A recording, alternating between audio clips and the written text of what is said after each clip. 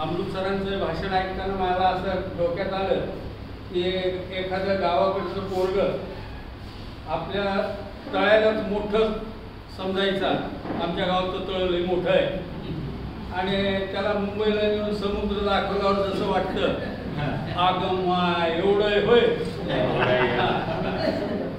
शेतकऱ्यांचा प्रश्न हा लोकांना फार सोपा वाटतो, तसा तो सोपा नाही. त्याच्यासाठी खूप परिश्रम करावा लागतं, खूप अभ्यास करावा लागतो. आणि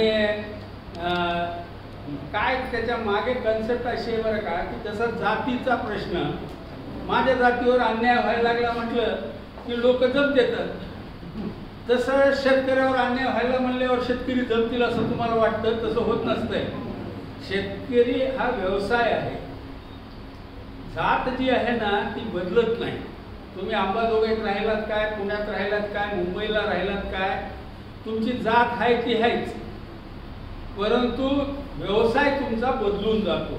तुम्ही जेव्हा गावाकडे असतात तेव्हा शेतकरी असता, पण समजा कुठं नोकरी लागली, शिक्षक झालात, तुम्ही शिक्षक झालात, किंवा तुम्ही पुण्याला गेला उद्योगपती झालात, परदेशात गेला अजून काहीतरी IT चे कर्मचारी झालात, तुमचे रूप बदलून जातं, जात बदलून जात नाही. त्यामुळं बोलू तर काय नाव होतं,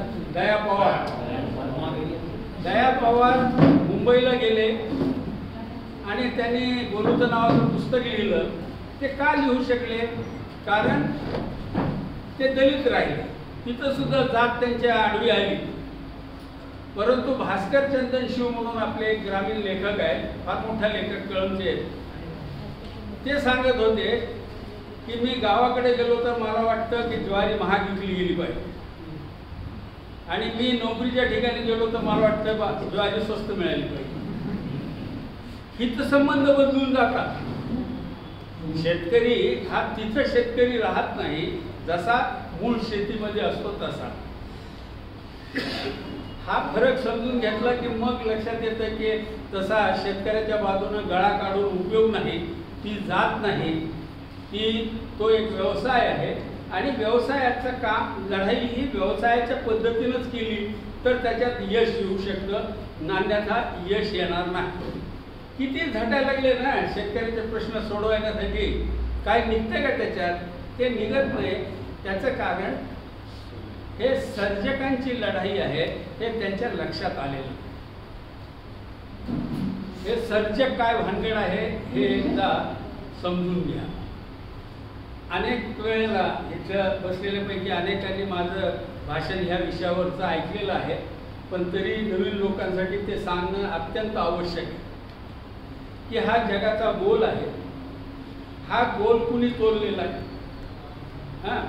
पहिली तर अवस्था अशी होती की जग गोल आहे हेच मान्य नव्हतं. नंतर शास्त्रज्ञांनी लक्षात आलं की बाबा जग गोल आहे आणि आधांतरी आहे असं म्हणायला लागले.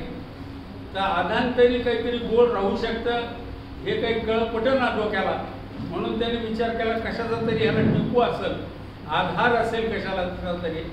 मग पुराणामध्ये असं सांगितलं की शेषांच्या शिरावर एक साप आहे मोठा अजगर, आणि त्याच्या शिरावर ते गोल बसलेलं आहे. ते असा असा हल्लं डुललं तर सगळं जग हलतंय डुलतं वगैरे. पण ती भंपक कथा आहे, त्याच्यावर काही विश्वास ठेवायचं कारण नाही. मग आले आमचे डावे लोक. ते डावे लोक काय म्हणाले, कामगाराच्या तळहातावर हे जगाचा गोल आहे, कामगारांच्या तळहातावर. पण कामगारांच्या तळहातावर समजा हे बघा, कामगार ही गोष्ट जी आहे ना ती अत्यंत अलीकडची आहे. कामगार हा शब्द जो प्रचलित झाला तो आत्ता इंग्रजांच्या काळामधला आहे.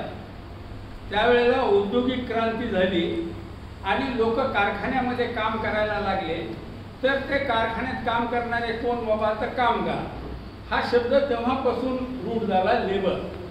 आणि मार्क्सनं एक तत्वज्ञान उभं केलं आणि त्यांनी सांगितलं की ह्या कामगारांचं शोषण होतं, कारखानदार सगळा नफा लाटतो. आणि फार चांगलं बरं का, ते मी मुद्दाम समजून सांगतो. मार्क्सनं जे सांगितलं की बाबा कच्चा माल आहे म्हणजे पीठ आहे, पीठ आहे, परात आहे, पाणी आहे, तवा आहे, चूल आहे, हे असं ठेवलेलं आहे, तर त्या पिठाची किंमत काय, समजा 10 रुपये. परंतु ते पीठ कालवलं आणि त्याच्यामध्ये कोणातरी बाईचा हात लागला, श्रम लागले, त्याची पोळी झाली, तर प्रत्येक पोळीची किंमत 10 रुपये झाली. ते काय, ते पीठ 10 रुपयाचं होतं, त्याच्यातनं 50 रुपये आले. पण हे 10 रुपयाचे 50 रुपये कशामुळे झाले, का त्या बाईचे श्रम त्याला लागले.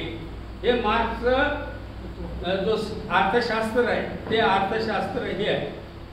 याच्यातली फक्त गोम एवढीच आहे की पिठाची किंमत 10 रुपये हे तरी ठरवलेली, पण पीठ तयार करण्यासाठी जे कष्ट पडले माग, ते पीठ तयार व्हायचे अगोदर, त्याचे श्रम जो काही गृहीत धरत नाही. आणि म्हणून तिथं ते घोळ झालेला आहे त्याच्या अर्थशास्त्राचा, तो आपण बाजूला ठेवू. जगाचा गोल कुणी तोललेला आहे, तर त्याला डाव्या मंडळीने सांगितलं कामगारांचे हात लागलेले आहेत आणि त्याच्यावर ते तोलला गेलेला आहे.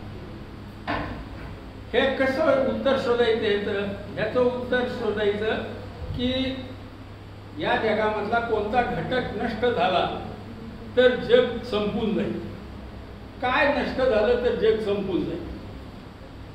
तर त्याच्यामध्ये 2 घटक आहेत.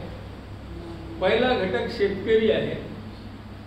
कितीही आधुनिकता आली, आज खूप आलंय ना, कॉम्प्युटर आलंय, अमुक आलंय, तमुक आलंय, हा AI आलंय आता, तर हे सगळं जरी आलेलं असलं तरीही माणसाला खायला अन्नच लागतं.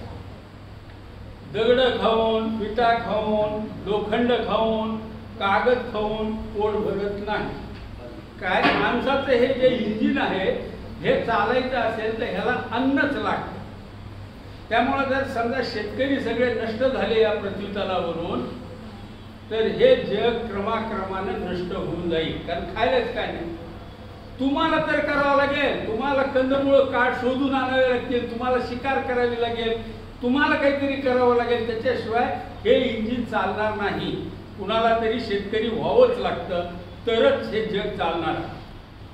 पहिलं उत्तर जे आहे ते आहे शेतकरी, आणि दुसरं उत्तर आहे स्त्री. जर जगातल्या सगळ्या स्त्रिया नष्ट झाल्या तर काय होईल, नवीन जन्मच होणार नाही. नवीन जन्म नाही झाला तर क्रमाक्रमाने आपण तर मारणार होतो, तर सगळं जग त्या पद्धतीनं नष्ट होऊन जाईल. हे 2 घटक आहेत, शेतकरी आणि स्त्री. ह्या 2 घटकामध्ये साम्य काय, यांच्यातल्या साम्याला शब्द दिलेला आहे सर्जक. हे शब्द प्रचलित नाही, लोक वापरत नाही, परंतु हीच कल्पना मुळातली आहे. सर्जक. सर्जक म्हणजे अशा वस्तूची निर्मिती करणारा जी वस्तू नवा जन्म देऊ शकते. म्हणजे एक बी पेरलं, 100 दाणे तयार झाले, पुन्हा ते दाणे पेरले, हजारो दाणे तयार झाले. ही जी प्रक्रिया आहे ती सर्जनाची आहे. तशीच स्त्री अपत्य जन्माला घालते आणि ते अपत्य पुन्हा नवीन जन्माला कारण बनते. ही जी प्रक्रिया आहे ती सर्जनाची आहे. काही लोकांचं जे म्हणणं आहे, मी अनेक ठिकाणी बोललो, हे पुन्हा काय सुदैव असं आहे की मला सर्व जाती आणि धर्माचे लोक माझे मित्र आहेत, त्यामुळं मी त्याच्याशी मोकळेपणानं बोलू शकतो. कोणत्याही जातीचा माणूस घेतला बरं का आजच्या घडीला, तर प्रत्येक जातीवर अन्याय झालेला आहे आणि आमची हालत लय बेकार आहे. हे सगळ्यांचंच ऐकू येते बरं का. माळी असो, मराठा असो, धनगर असो, बामण असो, दलित असो, मुसलमान असो, सगळ्या जाती धर्मामध्ये एकच सूर आहे, त्या आमची परिस्थिती बेकार आहे. मी म्हटलं मान्य बाबा, तुमची परिस्थिती बेकार आहे, पण तुमच्यात कुणाची परिस्थिती वाईट, तुमच्या. उत्तर येतं शेतकरी आणि स्त्री. मराठ्यांमध्ये सगळ्यात वाईट परिस्थिती कुणाची आहे, शेतकऱ्याची, स्त्रियांची. माळ्यामध्ये, धनगरामध्ये, अजून मुसलमानामध्ये, कोणत्याही जाती धर्मात घ्या, आज कसं काय बाबा, सगळीकडेच. किंवा कुणीतरी असं सांगावं की आमच्यामध्ये शेतकऱ्यांची परिस्थिती फार चांगली आहे, असं आहे का कुठली जमात, कुठला समाज अजिबात नाही. सगळीकडे संकटात आहेत ते शेतकरी आणि स्त्री. आणि हे कोण आहेत? दोन्ही सर्जक आहेत. नवनिर्मितीमधल्या प्रक्रियेमधले लोक आहेत. हे नवीन अशा गोष्टीला जन्म देणारे की जी वस्तूच नव्या जन्माला कारणीभूत ठरू शकते. हे सर्जक आहे. शोषण जे होत आहे, मार्क्सने जे सांगितलं, वर्ग संघर्ष. वर्ग संघर्ष म्हणजे काय? कारखान्याचं उत्पादन साधनांचा मालक आणि उत्पादन साधनावर कष्ट करणारा, श्रम करणारा मजूर, लेबर, ह्यांच्या दोन संबंधामध्ये खरा संघर्ष आहे. म्हणून त्याने पूर्ण सिद्धांत मांडला की जगातल्या कामगारांनो एक व्हा, सगळ्या श्रमिकांनो एक व्हा. एक होऊन काय करा? तुम्ही तुमच्या फलटरी तयार करा, सत्ता काबीज करा आणि हे जे सगळ्या मालमत्ता आहेत ह्याच्यावर कुणाचीच मालकी राहणार नाही. सरकारची मालकी म्हणजे समाजाची मालकी होऊन जाईल. अशी सगळी पूर्ण थेअरी त्यांनी मांडली. आणि ती त्या काळामध्ये, औद्योगिकरणाच्या सुरुवातीच्या काळामध्ये ती खूप लोकप्रिय झाली. म्हणजे तुम्हाला सांगतो की सगळ्या जगाचा बघण्याचा दृष्टिकोन हा बदलण्याचं काम मार्क्सने केलेलं आहे. त्याचं हे योगदान विसरता येत नाही. परंतु आज ते लागू पडतं का? आज ते लागू पडत नाही. वर्ग संघर्ष ही गोष्ट यासाठी लागू पडत नाही कारण कामगारांचा सुद्धा हितसंबंध शेतकऱ्यांच्या शोषणामध्ये आहे. हे कामगार कोण आहेत? शेतकऱ्यांची मुलं आहेत. परंतु त्याला माहिती आहे की आपल्याला पगार जास्त कोण देणार आहे? कारखानदार देणार आहे. कारखानदाराला जास्त फायदा मिळाला तर त्याच्यामधला आपल्याला वाटा मागून घेता येईल. इकडं शेतकऱ्याला लुटलं तर कारखानदाराला जास्त फायदा होणार आहे. त्यांचे हितसंबंध तिकडे. दोन तंबू आहेत. एका तंबूमध्ये कारखानदार आहेत, पुढारी आहेत, हे सगळे आहेत खाऊ, सगळे एका तंबूमध्ये. आणि दुसरा तंबू आहे शेतकऱ्यांचा आणि स्त्रियांचा. तो तंबू ह्या तंबूचं शोषण करत असतो. तो कामगार विरुद्ध मालक अशी लढाई खरी नाही, तर खरी लढाई जी आहे ती सर्जक विरुद्ध बांडगुळ किंवा भक्षक. बांडगुळ म्हणजे काय? बांडगुळ म्हणजे दुसऱ्याच्या जीवावर पोचलं जाणारं. हे सरकारी कर्मचारी बांडगुळ आहे. ते काय उत्पादन करतात? काहीच उत्पादन करत नाही, तरी त्यांना पगार मिळतो, सुट्टी मिळते, आईश करायला मिळतं. आणि कष्ट करणारे कोण आहेत? नाविलाजाने का होईना कष्ट करणारे लोक घटक जे आहेत ते सर्जक आहेत. ते निर्माण करतात नव्या गोष्टी. आणि लुटून नेणारे लोक जे आहेत ते बांडगुळ आहेत. वर्ण संघर्ष, मग आम्ही जातीचं सांगितलं, वर्ण संघर्ष असा शब्द वापरतो बरं का. म्हणजे कामगार आणि मालक असा आला तर त्याला वर्ग संघर्ष. पण जातीच्या संघर्षाची लय भाषा आपल्याकडे लोकप्रिय आहे. दोनच कसोट्या आहेत बरं का, की कुणी एकतर वर्ग संघर्ष मांडणारा असतो, नाहीतर जात संघर्ष, वर्ण संघर्ष मांडणारा. हे आपल्या डोक्यामध्ये भिनलेलं आहे. त्याला काय वाटतं की ब्राह्मणांनी दलितांचं शोषण केलेलं आहे, चला ब्राह्मणांच्या विरुद्ध बोला. ब्राह्मण म्हणणार मुसलमानांनी येऊन सगळं हे बिघडवून टाकलेलं आहे, त्यांच्या विरुद्ध बोला. या बहुजन समाजाला मधल्या जातीतल्या लोकांना वाटतं की अरे आपल्याला तर काहीच मिळत नाही, हे दलित खाऊन टाकायला लागले, तिकडं ब्राह्मणांची तर माझाच आहे. हे असं सगळीकडं असंतोष पसरवले. हा आहे जात संघर्ष.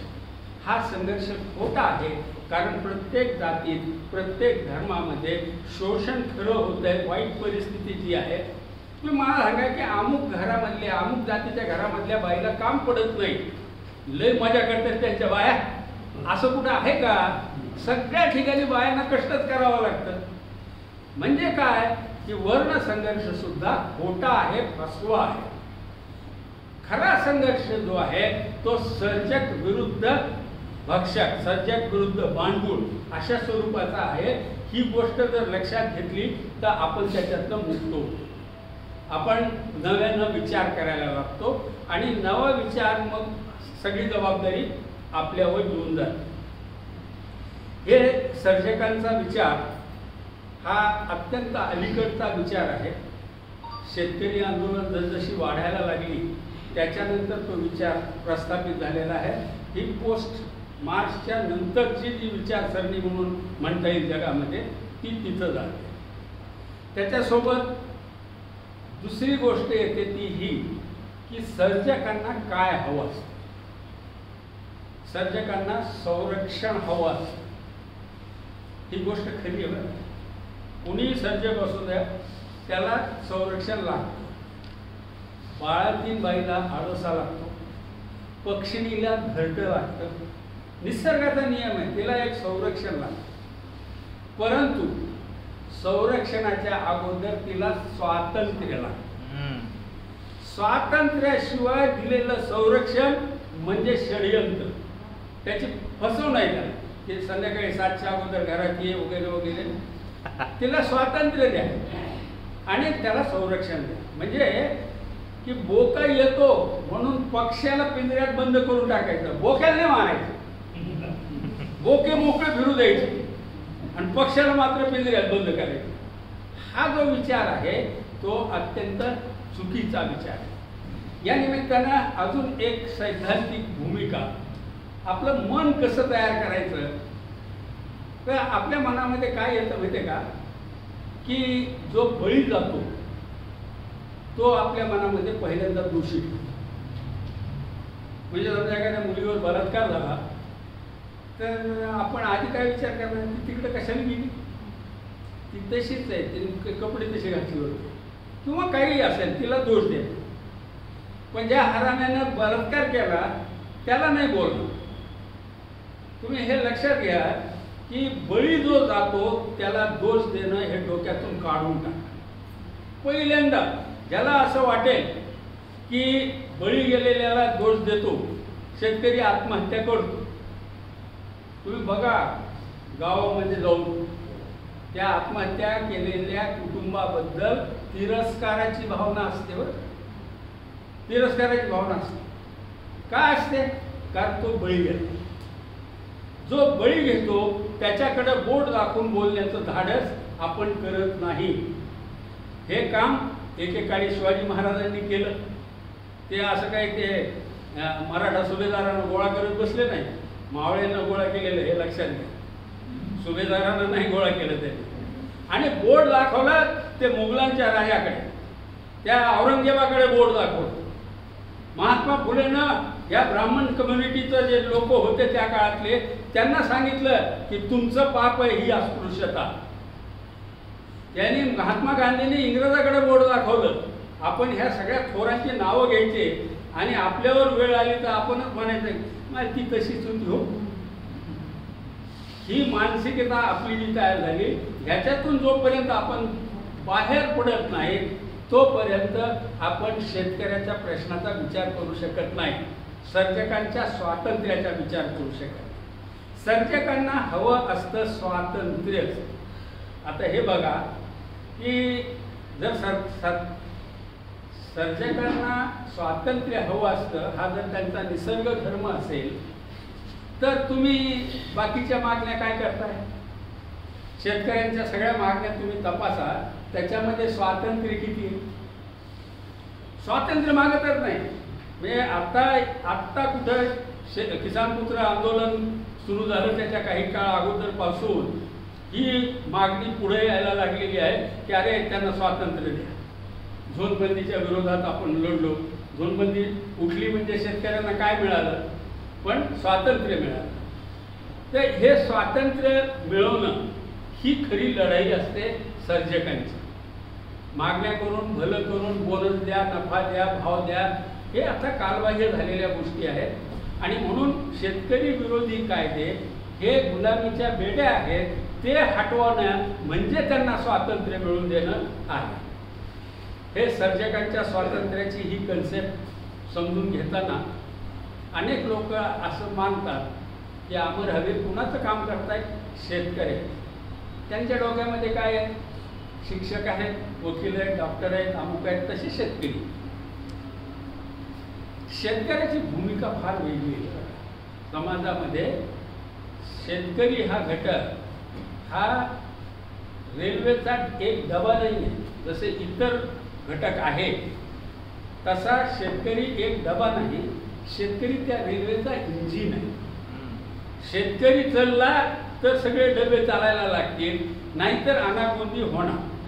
म्हणून आम्ही जे काम करायला लागलेलो आहोत ते शेतकऱ्याचं काम करत नसून आम्ही रेल्वे गाडी पुढे चालवण्यासाठी धडपड करायला लागलो आणि ह्या गाडीचं इंजिन शेतकरी आहे म्हणून शेतकऱ्याचं काम करायला लागलो. हा जो फरक आहे हे सुद्धा अनेक लोकांच्या लक्षात येत नाही. म्हणजे जे शेतकरी कुटुंबातून आलेले नाही ते सुद्धा शेतकऱ्याच्या प्रश्नाकडे का बघतात? कारण त्याचं असं आहे, मी आता अमृत सर आहे त्यांनी इतकी छान मांडणी आणि खूप मेहनत करून केलेली मांडणी. ही मांडणी यासाठी की हे इंजिन चालू झालं पाहिजे. हे इंजिन पुढं धावलं तरच बाकीचे सगळे डबे त्याच्या मागे धावायला लागतील. हे इंजिन आणि डबे ह्याच्यातला फरक लक्षात घ्या. बाकीच्या डब्यांमध्ये सुशोभीकरण करता येऊ शकतं, आरक्षणाच्या जागाही ठेवता येतील, पण इंजिनमध्ये तसं काही नसतंय. इंजिन असतं आणि त्याला चालावंच लागतंय. तर आज जो पॅरालाइज झालेला इंजिन आहे त्याला सुदृढ करणं, सशक्त करणं आणि त्याला धावायला लावणं याच्यासाठी आमच्यासारखे कार्यकर्ते काम करतो. आणि त्याच्यात तो सर्जक आहे म्हणून तो इंजिन आहे हेही लक्षात घेतलं पाहिजे. या सगळ्या अवधारणा ज्या आहेत त्या महत्त्वाच्या आहेत, पण त्याच्याबरोबर दोन गोष्टी अजून समजून घ्यायला पाहिजे. मग असे अमृत सरांनी लिबरल स्वातंत्र्य ही गोष्ट स्वातंत्र्यतावाद मांडला. स्वातंत्र्यतावाद समजून घेण्यासाठी सोपी गोष्ट आहे, ते म्हणजे सरकारचा हस्तक्षेप कमी कमी करत जा. सरकारचा हस्तक्षेप जास्तीत जास्त, आता सिलिंग तुला काय करायचं, मी किती जमीन करायची ती, मी जर कोणाला गळा दाबत असेल तर तू ये ना बाबा मला अडवाय, मला घालत तुरुंगा शिक्षा दे. मी कोणाला लुटत असेल तर मला अडव, पण मी जमीन किती कष्टाने कमवायची तू कोण ठरवणार आहेस, तू कोण ठरवणार आहेस? हे जे ठरवलं गेलं हे बंधन आहे. ते हे बंधन हटवणं म्हणजे लिबरलायझेशन, सरकारचा हस्तक्षेप. आता स्वातंत्र्य म्हणले की सगळ्या लोकांना काय वाटतं, म्हणजे लिबरलिझम की सगळ्याच बाबतीमध्ये, ते सगळ्याच बाबतीमध्ये लावता येईल, परंतु आजच्या घडीला आपण जे बोलतो आहोत ते सरकारच्या निर्बंधाबद्दल बोलतो. सरकारने बंधनं जी आणलेली आहे, मग याची सरांनी एक फार चांगला रेफरन्स घेतला. काय झालं माहिती आहे का की 90च्या सुमाराला आपला देश अत्यंत डबघाईला आलेला, खजिना पूर्ण रिकामा झालेला होता. त्यावेळेला कर्ज घेण्यासाठी चंद्रशेखर पंतप्रधान असताना आपलं सोनं गहाण ठेवावं लागलं आणि त्यावेळेला खिळखिळ सरकार होतं. ह्यांचं नरसिंहराव आणि हे मनमोहन सिंग आले, त्यांनी वर्ल्ड बँकेकडे कर्ज मागितले. वर्ल्ड बँक सावकार पैसे देत असताना विचार करते ना हे परत देईल का नाही आपले पैसे. नुसतं दारुडा आहे, काहीच काम करत नाही, किंवा गावात धिंगाणं करते, त्याला कोण कर्ज देईल? किती वाईटातला वाईट सावकार असलं तरी ते देणार नाही ना. प्रत्येक सावकाराला असं वाटतं की आपले पैसे माघारी आले पाहिजे, 4 पैसे लागून आले तर उत्तमच, कमीत कमी मुद्दल तरी बुडू नये ह्याची प्रत्येक सावकार काळजी घेतो.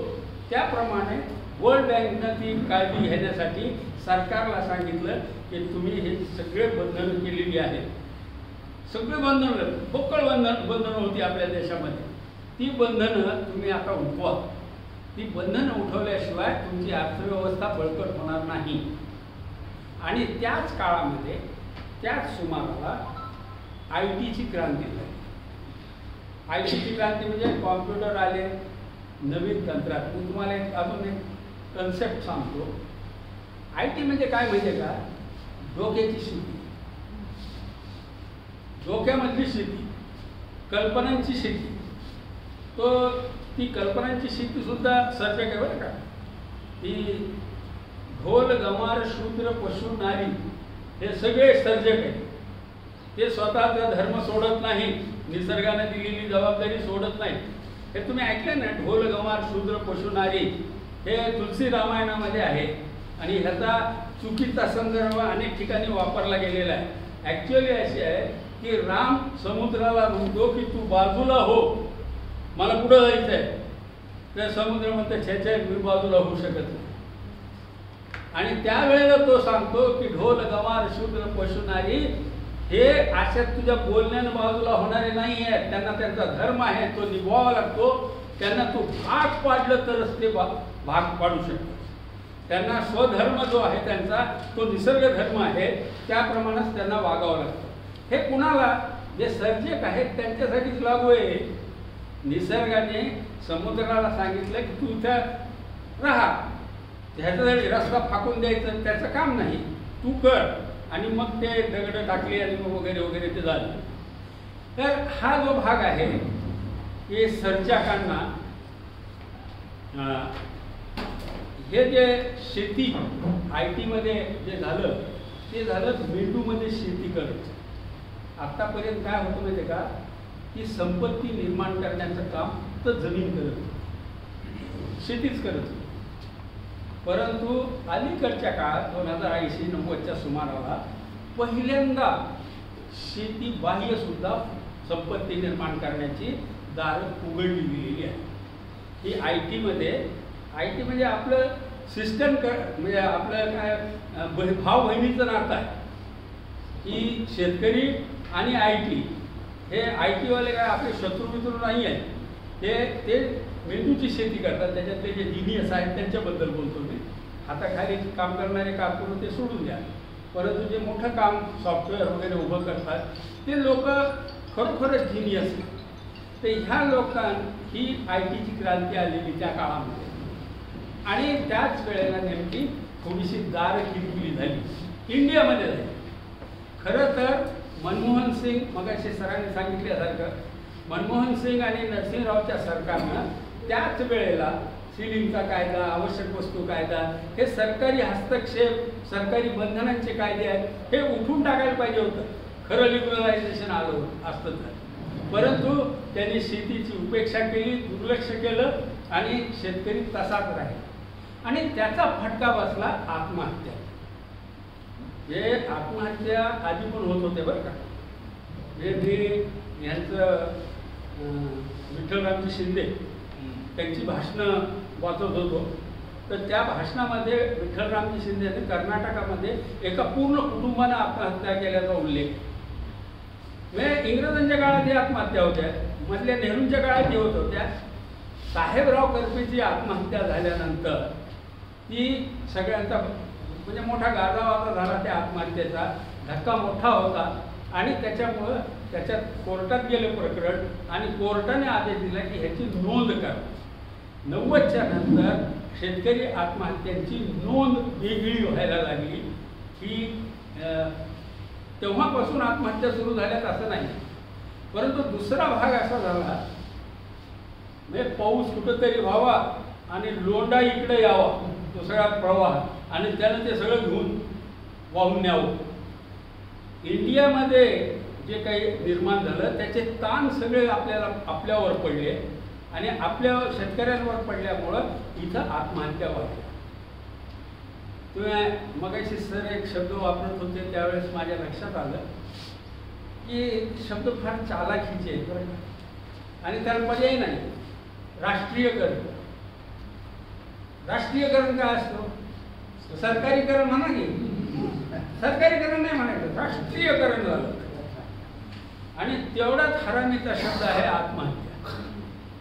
आत्महत्या या शब्दाचा अर्थ होतो आत्म म्हणजे मी, हत्या म्हणजे हत्या. माझ्या हत्येला दुसरा कुणी जबाबदार नाही, मीच जबाबदार आहे असं असेल तर त्याला आत्महत्या शब्द वापर. मी अनेक ठिकाणी एक गोष्ट सांगितलेली आहे की एक मुलगी आहे, सासरी तिला खूप त्रास आहे, काहीतरी 35,000 रुपये द्यायचे होते, 15,000 दिलेले, राहिलेले बाकीचे पैसे बाप देऊ शकत नव्हता. तिला सासरी जाच होता, माहेरी आली ती म्हणजे बाबा काही करा द्या पैसे. तुम्ही आता हे कापूस निघाला ना देतो, नक्कीच देतो. पण काहीतरी कीड पडली, नैसर्गिक आपत्ती आली, भाव कोसळले, काय झालं ते त्याला काही पैसा दिला आले नाही. पोरगी तिकडं त्रस्त होती. त्यांनी काय केलं, स्वतःच पोरीनं बरं का रॉकेलचा डबा आणला, अंगावर ओतला, स्वतःच्याच हातानं काडी लावून घेतली, दुसऱ्या दिवशी पेपरमध्ये बातमी काय आली,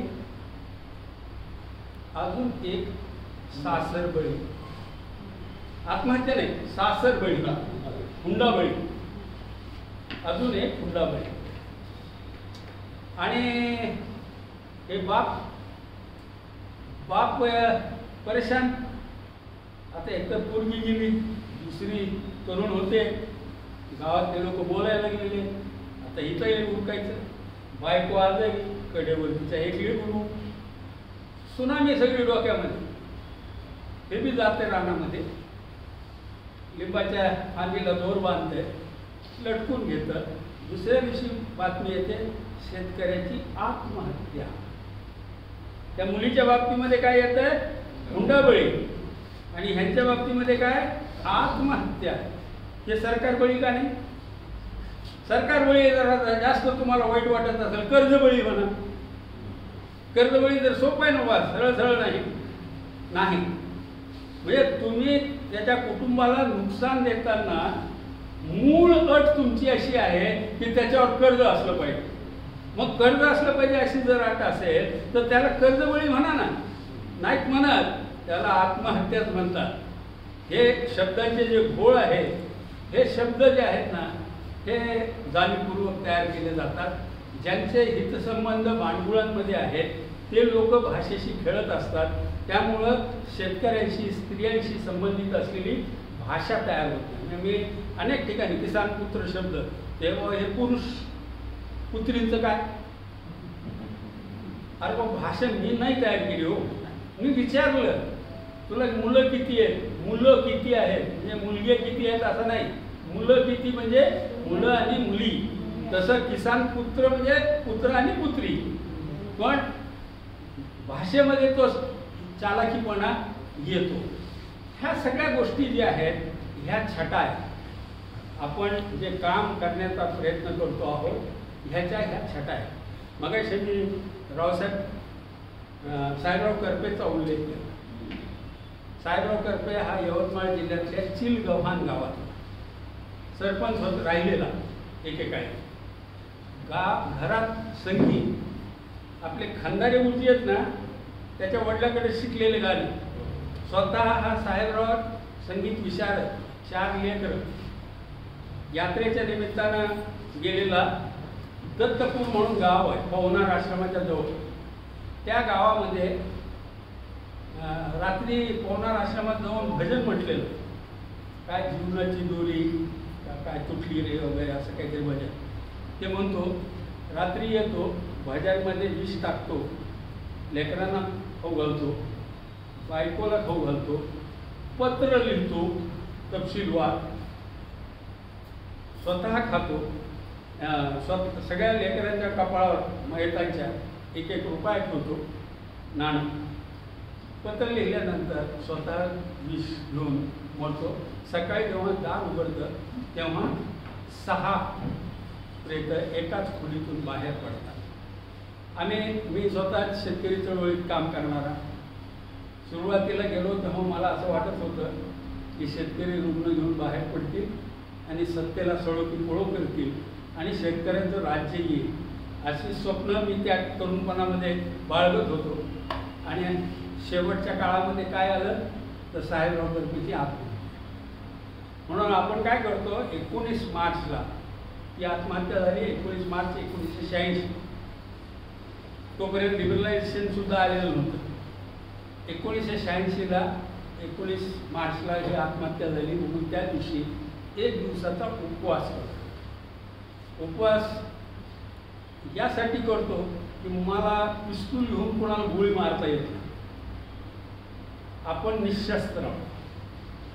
आपली ताकद काय आहे की आपलं सॅक्रिफाईस, आपला त्याग, आपलं समर्पण हीच आपली ताकद आहे. आपल्या हातामध्ये म्हणजे माझ्याकडे जर अदानी एवढे पैसे असते ना तर मी हे कायदे रद्द करून घेण्यासाठी दिल्लीला मॅनेज केलं असतं. ह्याला पैसे घाल त्याला घाल करता येतात ना. अदानी करतं तेवढे पैसे कुठे आहेत आपल्याकडे.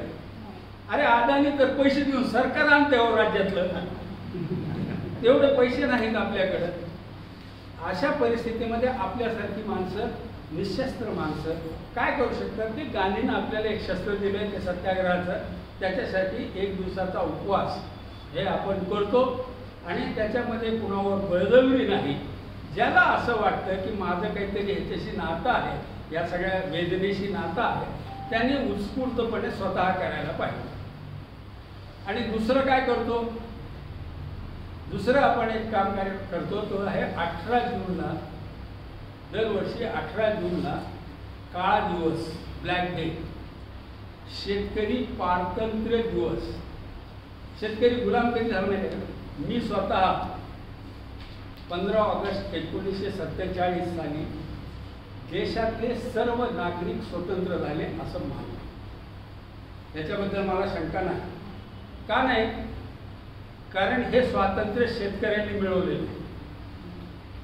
कसं तर चंपारणला जर गांधी गेले नसते आणि या देशातल्या शेतकऱ्यांचा पाठिंबा जर गांधींना मिळाला नसता तर ते ही लढाई पुढे चालूच शकले नसते.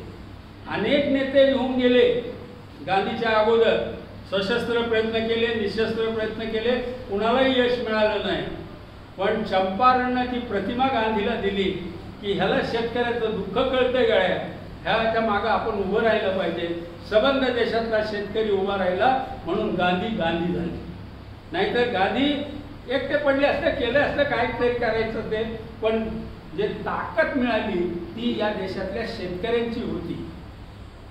म्हणजे मला हे स्वातंत्र्य कुणीतरी तिसऱ्याला मिळवून दिलं असं अजिबात वाटत नाही. हे शेतकऱ्यांनी मिळवलेलं स्वातंत्र्य आहे. आणि ह्याच्यासाठी सगळे सरदार पटेल कोण होते? शेतकऱ्याचा नेता होता. अनेक लोक आहेत की ज्यांनी शेतकऱ्यांच्या बाजूने लढे दिले. 15 ऑगस्ट हे रिस्पेक्टफुली आहे. त्याच्यानंतर 26 जानेवारी 1950ला आमची घटना स्वीकारली. या घटनेमध्ये ही मूळ घटनेमध्ये कुठेही पक्षपात नव्हता. शेतकऱ्याला एक व्यावसायिक मानलेलं होतं, त्यांनाही फंडामेंटल राईट दिलेले होते. No problem. वांद कुठं सुरू झालं ते झालं 18 जून 1951, ज्या दिवशी परिशिष्ट 9 घटनेमध्ये आलं. त्या दिवशीपासून वांद सुरू झालं. किंवा तुम्हाला मूलभूत अधिकारांच्या विरुद्ध कायदा करता येतो आणि ह्या परिशिष्टात टाकला ते सेफ झालं. ते अशी जेव्हा सोय तयार झाली तेव्हापासून शेतकरी गुलाम झाला. म्हणून 18 जूनला हा गुलामीचा दिवस आहे, शेतकरी पारतंत्र्य दिवस आहे असं किसान पुत्र आंदोलन मानतं. ही लढाई मी सुरुवातीच्या सत्रामध्ये सांगितलेलं होतं. किसान पुत्र आंदोलन ही संघटना नाही, हा एक कार्यक्रम आहे. ही एक विचार करण्याची पद्धती आहे.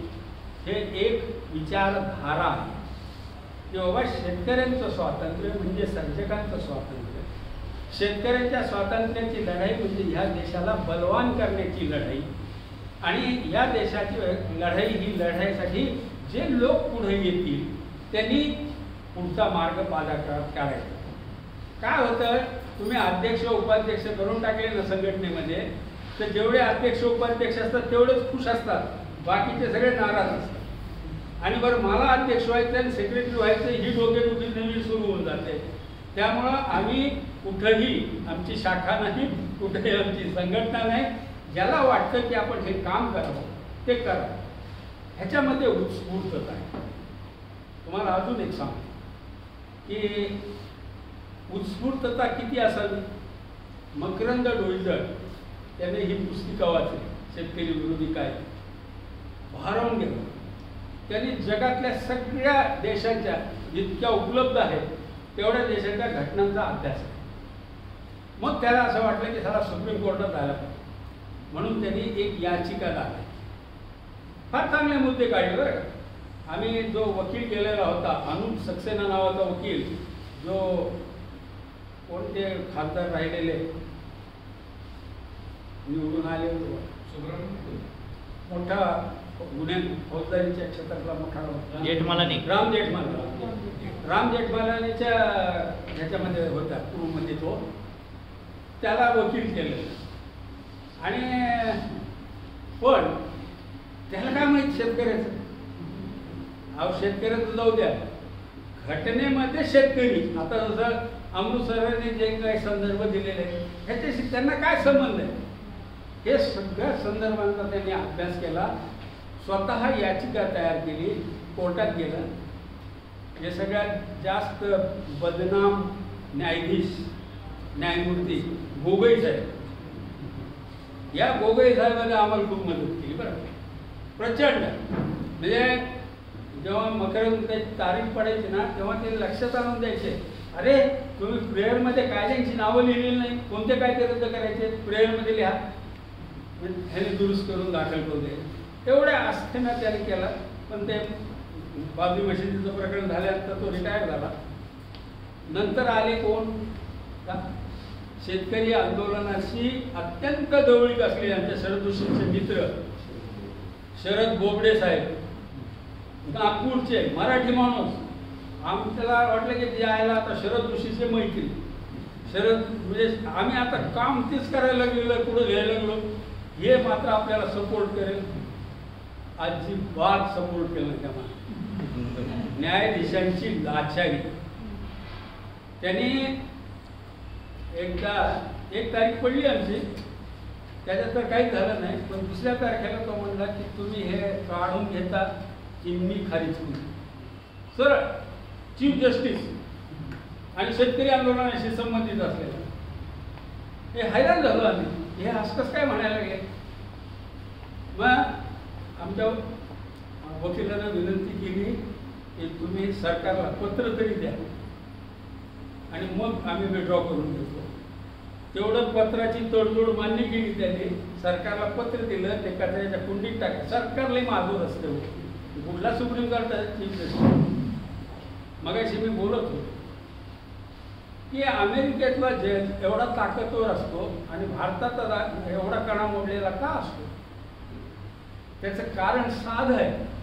साधं असं आहे की अमेरिकेतला जो जज असतो ना, तो निवृत्त झाल्यानंतर त्याला कोणत्याही सरकारी पदावर राहता येत नाही, असा त्यांचा कायदा आहे. कोणता तुम्ही बघा, कोणताही जज कोणत्याही महामंडळावर नेमला, गव्हर्नर केला, खासदार केला, अजिबात नाही. तुला पूर्ण पगार मिळेल, तू अजिबात कुठल्या पदावर जायचं नाही. तिथल्या निवृत्तीला अर्धा पगार नाही, जजेस पूर्ण पगारावर त्यांना निवृत्त करतात. मरेपर्यंत तू न्यायाधीश आहे. आमच्या देशात का नाही करत नाही? आता काय होतं माहिती आहे का, जजी शेवटी माणूसच असतो ना. त्याला जर सांगितलं की तू ह्या बाजूने निकाल दिला तर मी तुला गव्हर्नर करतो, कुणाला नकोय गव्हर्नर? आयुष्याचा शेवटचा काळ एवढा मस्त आनंदात जाणार, हे सगळे या लालचीपोटी आहे. बरं, हे पर्याय नाहीत उपलब्ध असं आहे का? हे सगळे पर्याय उपलब्ध आहे, कायदे जगामध्ये आहे की ह्याच्यावर तोडगा काय करता येण्यासारखा आहे. तो तोडगा आमच्या देशामध्ये वापरला जात नाही. काल काँग्रेस ते वापरत नव्हतं, आज भाजपवाले ते मान, सगळे हरामी. त्यामुळं ही परिस्थिती निर्माण झाली की शरद बोबडेला वाटलं की आपल्याला काहीतरी देतील, पण त्या बिचाराला काहीच मिळालं नाही. गाजर हे कसलं गेले. गोगोई साहेब आम्हाला मदत करत होते, त्यांना मिळाली खासदारी. तर शेतकरी विरोधी कायदे हे रद्द कसे होणार याचा जर विचार करायचा झाला तर हे रद्द करण्यामध्ये अडथळा काय आहे हे समजून घेतलं. कायदे रद्द कोण करणार आहे? लोकसभेमध्ये, विधानसभेमध्ये. आवश्यक वस्तू कायदा, जमीन अधिग्रहण कायदा हे दोन कायदे केंद्राचे आहेत, सिलिंगचा कायदा राज्य. हे कायदे रद्द करा. बरं, परिशिष्ट 9 मध्ये असलेल्या कायद्यामध्ये अमेंडमेंट करता येतं, रद्द करता येतं, बरं का, त्याचं काही कायदेशीरित्या अडचण नाही. त्याला कोण करणार? ते हे आमदार आणि खासदार करणार. आमदार आणि खासदार का करणार? त्यांचा काय स्वार्थ त्याच्यामध्ये? काय फायदा त्यांना? त्यांचा काहीच फायदा नाही, उलट त्यांना तोटा आहे. आवश्यक वस्तू कायद्यामध्ये आर्थिक हितसंबंध आहे सगळ्यांचे. त्यांना कोणताही पक्ष चालवण्यासाठी काही कार्यकर्ते पोसावे लागतात. हे गुंड जे पोचले गेलेले आहेत हे ह्या सरकारी लायसन्स परमिटमध्ये पोचले गेलेले आहेत. हे असे यंत्रणा मोठ्या प्रमाणात उभी करावी लागते. आवश्यक वस्तू कायदा सरकारचे लोक रद्द करतील असं दिसत नाही. आणि सिलिंगच्या कायद्या बाबतीमध्ये सिलिंगला जर सरकारनं हात लावला ना तर आमची डावी मंडळी बोंबाबोंब सुरू करणार. पुन्हा जमीनदार येणार म्हणजे झालं ह्यांना दिसत नाही की हजारो एकरचे मालक हे सगळे कारखानदार झाले, पुढारी झाले, त्यांच्या संस्था झाल्या. ही जमीनदारी नाही वाटत ह्यांना. पण सिलिंग उठलं की जमीनदारी आहे. तुम्हाला मी क्लिअर करून सांगतो की सिलिंग उठल्यानंतर सुद्धा म्हणजे जमिनीत शेती करायला कुणी येईल कारखानदार ह्याची शक्यता अजिबात नाही. त्याचं कारण असं आहे की आता बघा ना, जनावर पशुधनावर सिलिंग नाही. अदानी अंबानी काय गोपालक झाले का? जनावर पाळायला लागले, दूध विकायला लागले. बघा काय माहिती आहे का, तुम्ही लक्षात घ्या की कमी श्रमामध्ये कमी वेळेमध्ये जास्त पैसा कमवण्याचे खूप मार्ग उपलब्ध आहेत. शेती ह्याला एक विशिष्ट काळ द्यावा लागतो की आज पेरलं आणि उद्या उगवलं असं नाही आहे. आज पेरलं आणि उद्या उगवलं हे सुद्धा उशीर झालं. यांचं तर आत्ता कॉल केला 2 मिनिटं बोलले की पैसे त्यांच्या खात्यावर जातात. इतकं फास्ट झालेलं आहे. तर कुणीही नवीन जगातला पैसे कमवण्याच्या नादाला लागलेला माणूस शेती करायला येईल हा भ्रम आहे. अजिबात त्या क्षेत्रामध्ये येणार नाही. हे गैरसमज पसरवणं आहे.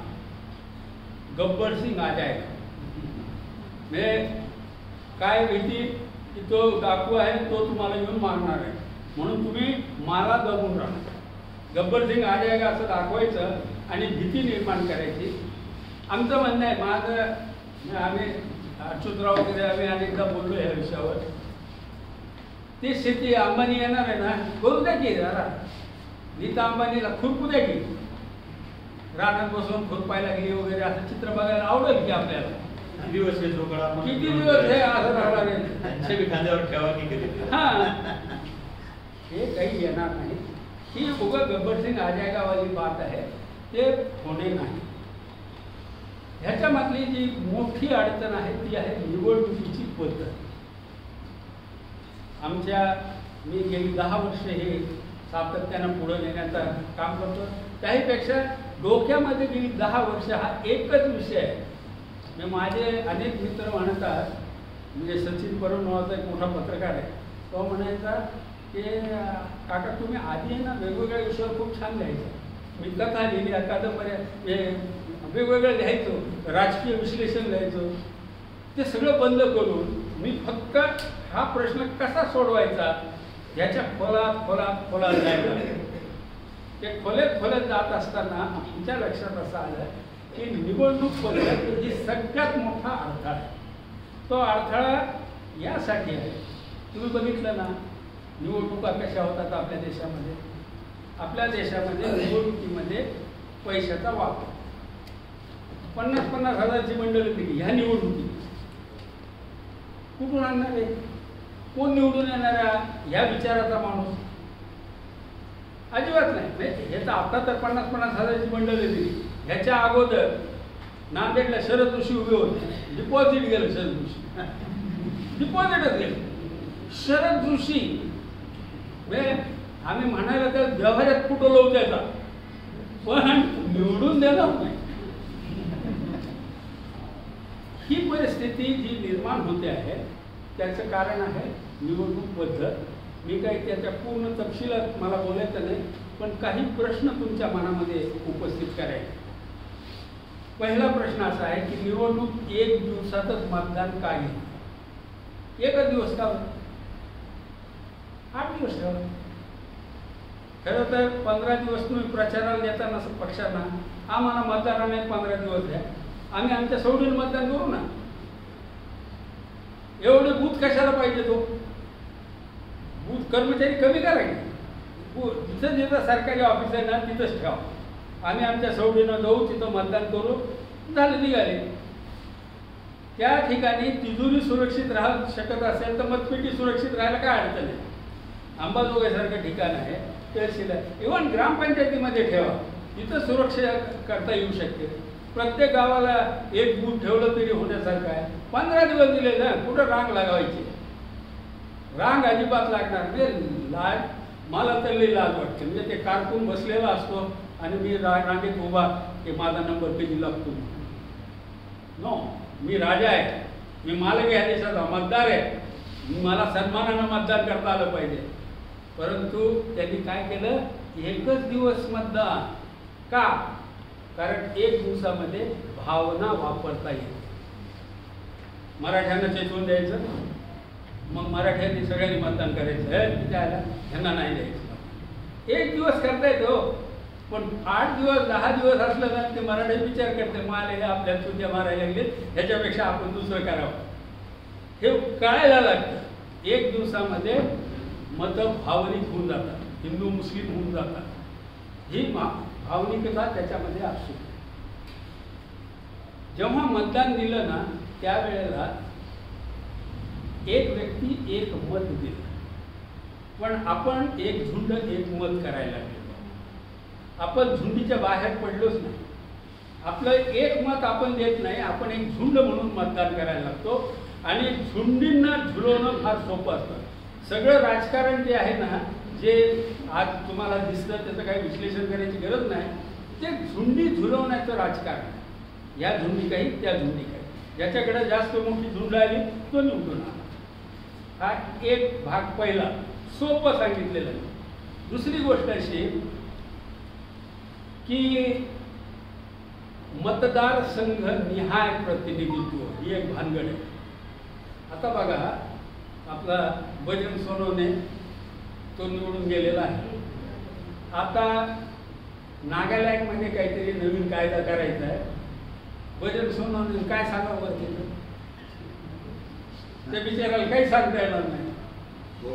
आता मी तुम्हाला सांगतो की आपला हा गायकवाड, जयसिंग गायकवाड जेव्हा भाजपकडे होते तेव्हा त्यांनी पोटा कायद्याला विरोध केला. मी त्याचा आंखो देखा साक्षीदार आहे. आणि नंतर राष्ट्रवादीमध्ये गेल्यावर तेव्हा पाठिंबा दिला, मतदान केलं. एकदा इकडून एकदा इकडून. हां, मग नाही काय होतं माहिती का की ते मोदी आहे किंवा शहा आहे, हे लोक सगळं देशाचं बघतात. त्यांना माहीत आहे की मणिपूरला जायची गरज नाही, ते बघू काय आहे ते त्यांनी ठरवून टाकलं. मग बाकीच्या खासदारांनी त्याच्याबद्दल काही बोलायचं नाही, कारण यांना कळतच नाही काय बोलायचं. मतदारसंघ निहाय प्रतिनिधित्व केल्यामुळं देशाचे प्रश्न जाणणाऱ्या लोकांची संख्या झाली कमी सभागृहात. म्हणून काय झालं, श्रेष्ठी तयार झाली. मग इकडं काँग्रेसमध्ये राहुल म्हणेल किंवा सोनिया गांधी म्हणतील ती पूर्व दिशा, इकडं हे शहा मोदी म्हणतील ती पूर्व दिशा. ही जी दादागिरी तयार झाली त्याचं कारण मतदारसंघ निहाय निवडणूक. मी असं सुचवलं की समजा लोकसभा आहे, त्याच्यातल्या अर्ध्या जागा मतदारसंघ निहाय ठेवा. महाराष्ट्रामध्ये किती आहेत? 48 खासदार आहेत. तर 48 खासदारामधले निम्मे म्हणजे 24 खासदार जे आहेत ते मतदारसंघ निहाय तुम्ही पाठवा. जिल्ह्याचा करा, 3 जिल्ह्याचा एक मतदारसंघ करा, पाठवा. पण अर्धे मतदार जे आहेत ते पूर्ण देशातून निवडून येऊ द्या. महाराष्ट्राचं प्रतिनिधित्व करतील परंतु देशातून निवडून येतील. याचा फायदा असा होतो बरं का, शरद जोशी सारखा माणूस जर निवडून यायचं असेल, समजा 10 लाख मतं पडली तर निवडून येतो. त्याला एका मतदारसंघामध्ये नांदेडमध्ये 10 लाख नाही पडत, पण महाराष्ट्रामध्ये 10 लाख पडतात ना. आमच्यासारख्या ठिकाणी असलेले लोक मतदान करू आणि मग तो माणूस सभागृहामध्ये जाऊ शकतो. आणि तो माणूस कसा आहे की ज्याला माहीत आहे महाराष्ट्र काय आहे, देश काय आहे, तो सभागृहामध्ये गेला तर त्याला योग्य करू शकतो. हे जे खासदार जे जातात मतदारसंघाने आहे, आता शिवराज पाटील चापूरकर एवढे दिवस निवडून येत होते कारण काय, उमरगा ना औसा त्यांच्या जातीचे मतदारसंघ होते, ते तिथं 75% मतं घ्यायचे, बाकी इकडे बरोबर. आणि उदगीर एक होतं आणि बाकीच्या ठिकाणी अर्धे मतदान झालं तरी ते निवडून यायचे सातत्यानं. हे गणित बसवलेले जातीचे एरियाचे असे. ह्याला अर्ध्यामध्ये चलू दे, हा खेळ चालवायचा असेल तर, पण अर्धे लोक असे निवडून द्या ज्यांना देश कळतो, ज्यांना प्रश्न कळतात. मग काही लोकांची, मुठभर लोकांची मक्तेदारी काही राहणार नाही. अशा काही सुधारणा जर केल्या तर त्याचा परिणाम काय होईल? परिणाम असा होईल की एखादा शरद जोशी सभागृहामध्ये जाईल आणि तो म्हणेल की हे कायदे रद्द करा. आज तर परिस्थिती असे बरं का, गुंड लोक निवडून जातात की आम्हाला अनेक लोक म्हणतात की तुम्ही मला लाज वाटते हो आमदाराकडे जायला. त्याला काय कळतंय त्याच्यातलं? त्याने पैशाच्या बळावर, जातीच्या बळावर किंवा अजून काही फॅक्टर्स असतील त्याच्या बळावर निवडून आलेला, त्याला शेतकरी विरोधी कायदे समजून घेणं, ते सोडवण्यासाठी धडपड करणं, काय करायचं त्याला पैसे मिळतात.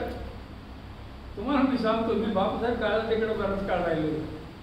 भ्रष्टाचार न करता सुद्धा एकेका खासदाराला वर्षाला 4-5 कोटी रुपये मिळतात. वर्षाला 4-5 कोटी. भ्रष्टाचार न करता, भ्रष्टाचार करायला जे धाडस लागतं ते जर असेल तर त्याच्यापेक्षा जास्त मिळू शकतं. मग असं जर असेल, मी एका कमिटीवर होतो केंद्र सरकारच्या, मला लाज वाटायची हो प्रवास खाता घ्यायला.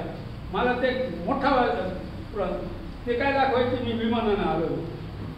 अरे मी रेल्वेनं 3rd क्लासनं जाणार, देतात ना ते भाडे एवढं मोठं. अफाट पैशाचा वापर तिथं केला जातो आणि एकदा तुम्ही आमदार खासदार झाले तर तुम्हाला रक्त लागतं तुमच्या तोंडात आणि तुम्ही सातत्याने त्याच्या मागे धावत राहता. तर आजचं राजकारणामध्ये हे कायदे रद्द करण्यासाठी कुणाकडे आशेनं पाहावं असा एकही माणूस मला दिसत नाही. याच्यासाठी काय करावं? यासाठी आम्ही निवडणूक लढवायची, ठरवलं लढवायची. येतो का निवडून? जिथं शरद जोशीची कथा अशी तर आमची काय कथा, कुणी नाही निवडून येऊ शकत. नंबर 2, किंवा आपण काहीतरी पाठपुरावा करावा तीही शक्यता नाही. आजच्या काळामध्ये जोपर्यंत निवडणूक पद्धत बदलत नाही, केवळ शेतकऱ्यांचाच नाही बरं का, कोणत्याही चळवळीमध्ये मेधा पाटकरला सुद्धा डिपॉझिट जप्त होणार. मेधा पाटकर हा झालं आमच्या विरोधात आहे, पण तिला सुद्धा जे जे चळवळ उभी करण्यासाठी निघतील तेव्हा स्वातंत्र्यापर्यंत महात्मा गांधीच्या नेतृत्वाखाली इंग्रज असताना अंतरिम सरकार आलं. गांधींनी निवडणूक लढवली, गांधींनी स्वतःने लढवली, काँग्रेसनं लढवली आणि त्याच्यामध्ये लोक निवडून आले. त्या काळामध्ये निवडून येऊ शकत होते. आजच्या काळामध्ये ह्या गुंडगिरीच्या काळात तुम्हाला स्थान नाही. मग काय करायचं? निवडणूक हा बदलांचा काही सूचना करू शकतो आपण, पण गंमत काय माहिती का, माझा लेख आहे, 5-6 अजून सूचना आहे. प्रेफरन्शियल पद्धतीचं मतदान करा. हे आता जे निवडून येतात ते अल्पमतात निवडून येतात. प्रेफरन्शियल पद्धतीने केलं तर ते जास्त कठीण आहे निवडून येणं वगैरे वगैरे. ते सोडून कोण बदल करणार आहे निवडणूक कायद्यामध्ये?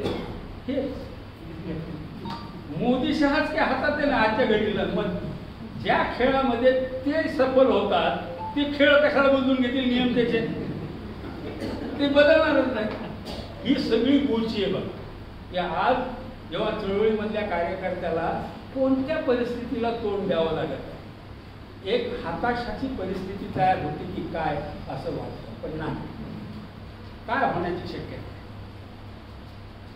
काही गोष्टी अशा असतात की ज्या जागतिक पातळीवर घडतात. उदाहरणार्थ समजा असतं कोण आहे मायक्रोसॉफ्टचा बिल गेट्स. बिल गेट्सची एक बातमी आली होती, त्याला भारतात जमीन घ्यायची. बिल गेट्सनं जर ठरवलं ना भारतात जमीन घ्यायची तर त्याच्यासाठी हे कायदे बदलते. आमच्यासाठी नाही बदलणार, पण तो येणार आहे म्हटल्यानंतर कायदे बदलू शकतात. मी उदाहरण म्हणून सांगितलं, ते होईल का ते मला माहीत नाही, परंतु अशी परिस्थिती जागतिक स्तरावरून येऊ शकते की ज्या वेळेला सरकारला भाग पडू शकतो. मी असं मानत होतो कालपर्यंत की शेतकऱ्यांच्या आत्महत्या हे कायदे बदलायला कारणीभूत ठरू शकतील. पण सारा शेतकऱ्याच्या आत्महत्याचा राजकीय परिणामच नाही, शून्य परिणाम. हे दुसरं कोणी मेलं ना, आता हे पहलगाममध्ये सुद्धा माणसं मेली ना, 25-26 माणसं मेली. 25-26 माणसं तर रोज मारतात शेतकरी, रोज. पण त्यांचा राजकीय परिणाम होतो पहलगाम, आणि आमच्या शेतकरी मेला त्याचा राजकीय परिणामच होतो. उलट राजकारण्यांना त्याचा फायदा असा होतो ही वडाळ्यांची आत्महत्या आहे, ती मराठ्यांची आत्महत्या आहे अशी विभागणी करतो, आणि ते आम्हाला ते सोयीचं आम्हाला आमदार केलं नाही त्याचं समर्थन करता येतं, आणि तिकडं आरक्षण मिळालं नाही म्हणून समर्थन. ते आरक्षणाची नसते, आरक्षणासाठी कोणा गुत्तेदार मराठ्यांना, आमदार मराठ्यांना, मोठ्या मराठ्यांना केलेली नसते आत्महत्या, किंवा एखाद्या जातीच्या आमदार केला नाही राज्यसभेवर म्हणून कोण्या त्या जातीच्या मोठ्या आमदारांना गुत्तेदारांना केली आत्महत्या केली, ते शेतकऱ्याचंच पोरगडी.